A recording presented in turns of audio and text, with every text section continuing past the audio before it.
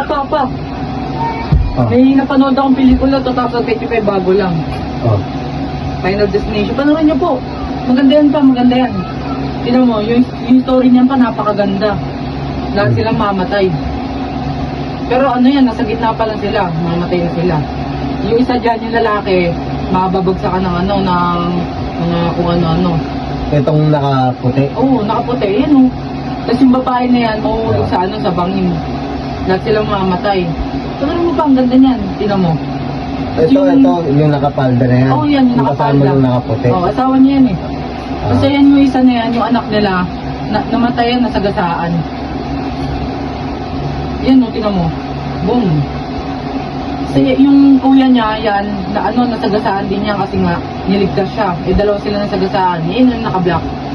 Yung kasama niya nakaputi, hindi rin. Kasama niya yan. Ah. Mga mag-iina sila. Padarin mo pa, parang naitigyan mo. Napanood ko yan kagabi. Ganyan yun. Eh, paano ko nga maintindihan niya? Eh, kiniwento mo na?